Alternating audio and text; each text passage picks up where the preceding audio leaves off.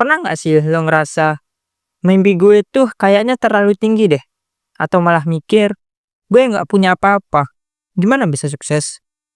Kalau pernah, tenang, lo nggak sendirian. Banyak orang yang juga ngerasa gitu, termasuk mereka yang sekarang kita anggap luar biasa. Hari ini gue mau ajak lo lihat sisi lain dari orang-orang yang udah sukses besar. Tapi dulunya, mereka juga pernah gagal, ditolak, bahkan dihina. Dan gue harap setelah lo denger cerita mereka, lo bisa bilang, kalau mereka aja bangkit, gue juga bisa.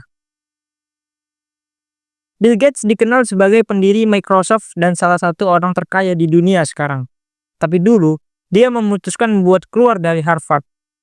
Sebuah keputusan yang dianggap gila oleh banyak orang. Siapa coba yang mau ninggalin kampus terbaik di dunia demi hal yang belum jelas? Tapi dia percaya, komputer akan jadi bagian dari kehidupan semua orang.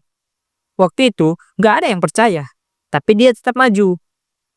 Dan sekarang, hampir semua komputer pakai Microsoft. Semua berawal dari keputusan yang dianggap bodoh, tapi dia yakin. Kadang, mimpi lo nggak akan dimengerti sekarang, tapi suatu saat, hasilnya bakal jawab semuanya. Jack Ma, nama yang lo kenal sebagai pendiri Alibaba. Tapi tahu nggak? Dia pernah ditolak kerja berkali-kali loh. 30 kali lamar kerja, semuanya nol. Lamar KFC bareng temennya, 24 orang yang diterima, cuma dia yang ditolak. Bahkan daftar ke Harvard 10 kali, semuanya gagal. Tapi dia gak berhenti. Dia malah bikin jalan sendiri. Alibaba lahir dari kegigihannya, dan sekarang, coba lihat, jadi raksasa e-commerce dunia. Lo mungkin ditolak berkali-kali, tapi itu bukan berarti lo gagal. Itu cuma tanda lo sedang disiapin buat jalan yang lebih besar. Sekarang kita bahas Elon Musk. Dia bukan cuma bikin mobil listrik, dia mau ngirim manusia ke Mars. Tapi udah tahu nggak? Roket pertama SpaceX meledak.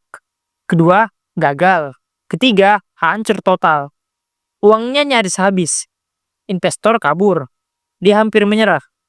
Tapi roket keempat berhasil tuh. Dan sejak itu, dia buktiin ke dunia kalau dia nggak gila. Dia visioner. Gagal itu bagian dari eksperimen. Lo jatuh bukan buat berhenti, tapi buat belajar, evaluasi, dan bangkit lebih kuat. Sekarang dari Indonesia. B.J. Habibie, anak muda dari Parepare, Sulawesi Selatan. Waktu kecil, dia suka dibilang lemah, kurus, dan gak cocok jadi insinyur. Tapi dia punya satu hal, semangat belajar yang luar biasa. Dia ke Jerman, kuliah sambil kerja, tidur dikit, belajarnya banyak. Sampai akhirnya, dia jadi ahli pesawat kelas dunia. Dia gak cuma bangun teknologi, tapi juga jadi presiden. Tokoh Indonesia yang dihormati dunia. Lo gak harus lahir dari tempat yang mewah buat punya mimpi besar. Yang lo butuhin adalah kemauan buat terus belajar, terus tumbuh. Bill Gates pernah gagal, Jack Ma pernah ditolak, Elon Musk pernah dihina, Habibie pernah dianggap gak mungkin sukses. Tapi mereka tetap jalan, bro. Bukan karena mereka nggak capek, tapi karena mereka tahu, capek itu bukan alasan buat berhenti, tapi alasan buat lebih kuat. Gue nggak tahu lo lagi ada di fase apa sekarang. Lagi nyari jati diri, lagi gagal, atau mungkin lagi bingung hidup mau kemana gitu. Tapi gue cuma mau bilang, lo nggak harus punya semua jawabannya hari ini, tapi lo harus punya kemauan buat cari. Pelan-pelan aja. Asal lu gak berhenti. Karena lu gak mulai dari nol. Lu mulai dari pengalaman, dari duka, dari harapan, dan dari keberanian buat jalan terus. Ingat 3 hal ini ya bro. Gagal itu bagian dari proses, bukan akhir dari semuanya. Lu gak harus jago buat mulai, tapi lu harus mulai buat jadi jago.